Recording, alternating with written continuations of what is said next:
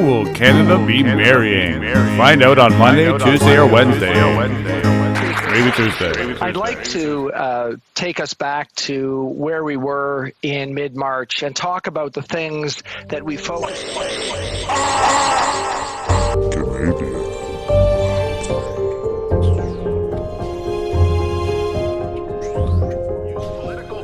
To appropriate the wealth of their nation, typically by embezzling or misappropriating government funds at the expense of a wider population. Now, in a kleptocracy, corrupt politicians enrich themselves secretly outside the rule of law through kickbacks, bribes, and special favors, or they simply direct state funds to themselves directly or indirectly and their associates. Now, we've had $343 billion in deficits, $1.2 trillion in debt, and that gives a government a lot of room to misappropriate that wealth, or in the case of the debt of our nation, to direct those state funds to themselves or their associates. And there's a reason why these scandals are profoundly scandalous, Mr. Speaker, especially during a pandemic.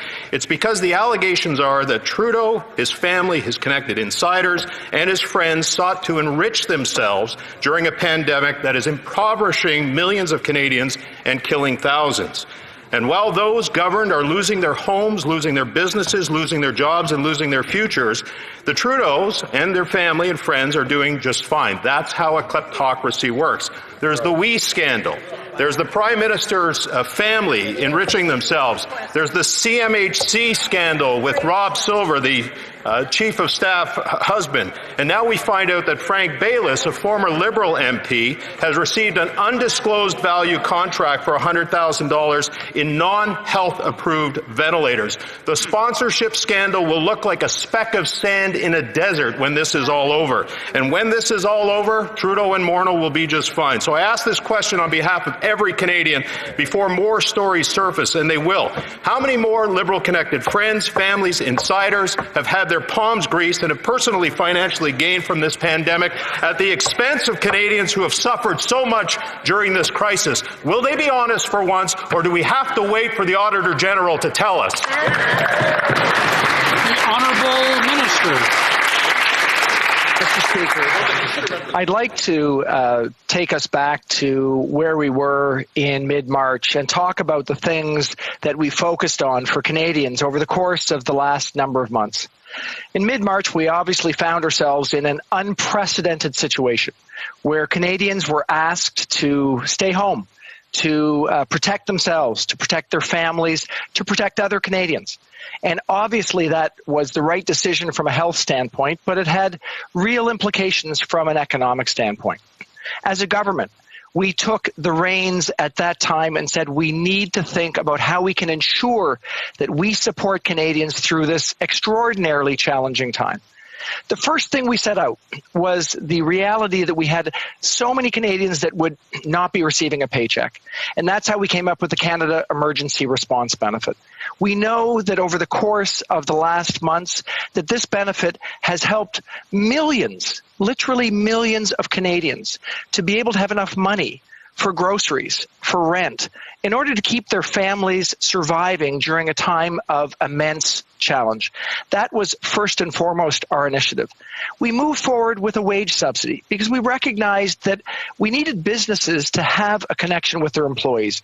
They needed to have an incentive to keep their employees, even though in many cases they would not actually have the kind of work that they might normally have because they've been asked to stay home. So the wage subsidy has helped, again, millions of Canadians to keep their attachment with their job, to keep their ability to make money for themselves and their families through this challenging time. But Mr. Speaker, we didn't stop there. We knew that we needed to deal with all those people who were going through enormous stress. We recognized, for example, that seniors were finding costs that were more than they had historically experienced because they might have needed deliveries. They might have needed to get their medications or their food delivered in a way that they didn't previously have the ability to deal with. So we've found a way to support seniors during this time. Make sure that they are safe. And you indicated that we should screen those coming to the long-term care homes. What would that screening look like? Would it be those types of tests that you were just referring, like the 6 years of government, and this Prime Minister will be remembered for a $343 billion deficit and setting the lowest bar ever for a Prime Minister's conduct in the history of this country. This Prime Minister inappropriately groped a woman. He wore blackface. He and his friends and family took a prepaid, lavish vacation to Billionaire Island. He interfered in an SNC criminal trial. He then fired his Attorney General because she wouldn't go along with his cronyism. He has tried to give almost $1 billion to his friends at WE, who not only, we now know, have been campaigning for him, meeting with tens of thousands of young people, trying to get them to vote Liberal. But we've also found out WE has given the Prime Minister's family and friends, family especially, hundreds of thousands of dollars. And now we found out that the husband of the Prime Minister's Chief of Staff got a nice $83 million contract from the Prime Minister. It really is with the Liberals about who you know, not what you know. This makes the Liberal sponsorship scandal look like child's play, actually. Right. So can the Prime Minister tell us, oh, he's not here, sorry. Can somebody on the side tell us why the Prime Minister thinks the rules do not apply to him?